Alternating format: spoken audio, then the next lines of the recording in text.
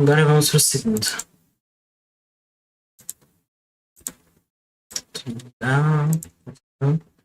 O mal que nos habita. When Evil Works. Que cabojas de filme é esse? A cidade demoníaca contagiosa começa a se manifestar numa pequena cidade do interior da Argentina. Temerosos pelo perigo cada vez mais incontornável, dois irmãos largam tudo que têm para tentar juntar a família para fugir para o mais longe possível antes que a danação se espalhe e seja tarde demais. Olá, sobreviventes de um apocalipse demoníaco! Olá, sobreviventas de um apocalipse demoníaca! Eu sou Otávio Gá, este é o Super 8 e hoje preciso falar desse terror argentino. Isso aqui não é indicado para dragõezinhos. Apareceu de surpresa em outubro de 2023 e rapidamente caiu no gosto da maior parte dos apaixonados pelo gênero. Antes mesmo de ficar disponível por aqui e ter um título BR. Eu não fiz vídeo na época, eu falei bastante sobre ele no Grande Prêmio dos Horrores, aqui com o Getro, o Nerd Rabugento e Lucas Maia, mas como o filme finalmente chegou nos nossos cinemas, eu acho que vale a pena dar uma recuperada no assunto, né? Ah, e se você acha que o cinema brasileiro também podia fazer um terrorzão maneiro desse jeito, que pudesse conquistar o mundo, já pensou que você poderia fazer isso? O nosso cinema está expandindo, então você pode propaganda, suas ideias para depois ir roteirizando, dirigindo, montando, produzindo ou participando. Link na descrição. Depois. O mal que nos habita tá com aluguel em dia? Um conjunto de mal habitando um em cima do outro é difícil? Meu inquilino chamado Maurício é o mal que nós habita? Tudo isso e muito mais Tantas piadas ruins. agora. Entre tantos filmes formulaicos, repetecos e genéricos, O Mal que Nos Habita pegou geral de surpresa e rapidinho se tornou um queridinho entre os fãs do gênero por ser um projeto muito ímpar. Quando inicia até parece estar preparando Não.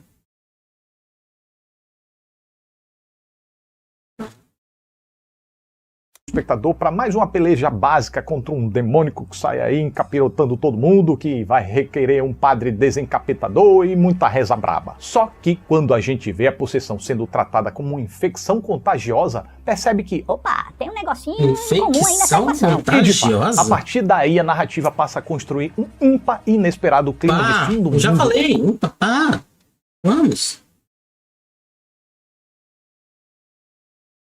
Como uma trama que não apenas contém elementos de possessão, maldição e apocalipse, mas que bate tudo isso bem batidinho até formar algo novo, próprio e com muita personalidade. Uma novidade que pode passar batida se o espectador direcionar seu olhar à forma e superfície mais limitada do projeto. Pode parecer que não tem nada de novo. Digo isso porque, como um filme com um orçamento de 5 milhões de dólares, ele não esbanja recursos para estampar e jogar na nossa cara o quão únicas são sua mitologia e criação de mundo, tal qual um típico filme hollywoodiano faria. Se o diretor Demian Rugna faz certas investidas mais visuais, ele escolhe momentos pontuais, mais precisos, para ora explorar o poder da sugestão, dar uma amostrinha grátis e a gente vai trabalhando na imaginação o resto. Como é o caso da aparência repulsiva do vilão, que por sinal também é bem diferenciado e criativo ao manter uma sensação de periculosidade absurda, mesmo fazendo tão pouco. É porque a ameaça dele é mais metafísica, psicológica, e se tem um pouco de físico, tá ali atacando no sanitário. Ficou estranho isso aí. Então, sanitário não é do vaso não, tá, gente? Eu tô falando de doença. Pois como a galera teme muito tocar no dito cujo, até o fato dos personagens chegarem perto dele é capaz de gerar uma tensão dos infernos na gente. Sem falar que até em sua ausência ele consegue impor uma ameaça gigantossáurica. E ora, as pontuais investidas visuais da direção servem pra chocar mesmo ali,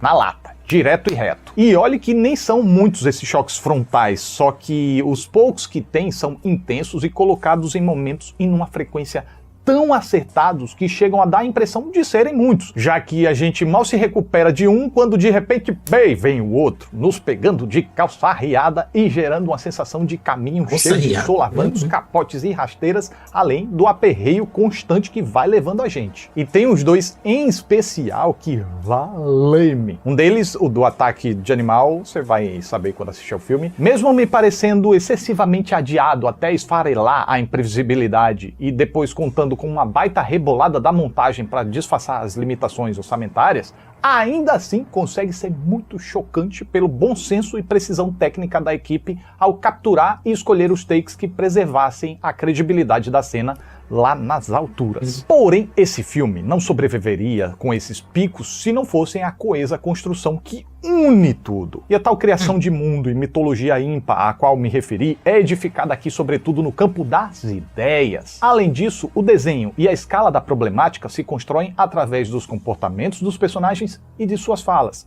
não através de visuais estonteosos. De forma muito orgânica, os personagens que importam são apresentados vivendo suas rotinas, esbarram na problemática, que chega a ser muito alarde, demonstram preocupação, tentam resolver, mas a coisa vai degringolando, e enquanto cada vez vão ficando mais desnorteados, a situação vai ficando insustentável. Tudo isso, repito, de forma muito orgânica. Eventos que vão acontecendo e a gente vai sendo informado sobre o caso sem que o filme precise explicar tintim por tintim para o público. Até então é interessante, só que parece que vai se arrastar um pouquinho até você ver o problema na sua dimensão verdadeira, digamos assim. Não é aquele que vai ficar te assustando, igual um shopping fazendo tan. Aumenta a música, depois some a música e aparece o bicho. Não vai ser isso. Vai ser um dia a dia das pessoas vendo o problema e o problema se tornando cada vez maior. Até pode ser interessante um terror desse jeito.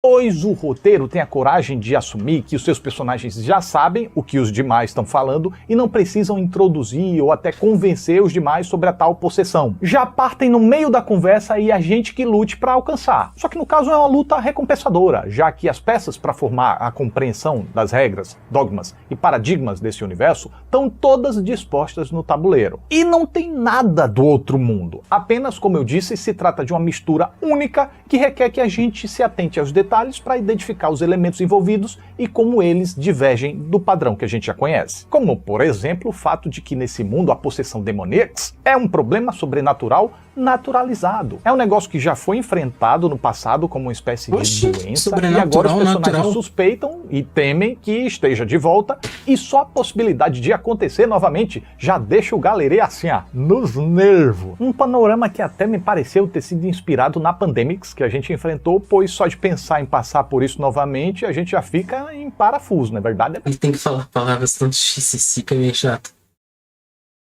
Ele tem que rememboca a parafuseta e... Bom, eu tô tentando entender tudo direitinho. Verdade. Medo esse em ver o mal retornando, que inclusive justifica o mal que nos habita ter um protagonista tão inapropriado. Porque assim, a gente tá acostumado com aquele herói clássico hollywoodiano, né? Que salva todo mundo, que sempre faz a coisa certa. Um filme de terror? Não. Mas aqui não tem um cara descoladão que inspira aliança, confiança e credibilidade, não. Não. A problemática calhou de cair justamente no colo de uma pessoa tremendamente inapta para lidar com ela. O Pedro, vivido com muita intensidade e autoconfiança pela composição do Ezequiel Rodrigues, é um cidadão que até parece alguém sensato nos primeiros contatos, mas quando o bagulho aperta, não... Tô tentando também sair xadrez, damas, tabuleiro, carabina. Cambodes. Demora para se mostrar um sujeito tempestuoso, caótico e impulsivo e que por isso não consegue evitar de agir de forma impensada, desastrada e ocasionalmente até estúpida. Ele é um cuzão.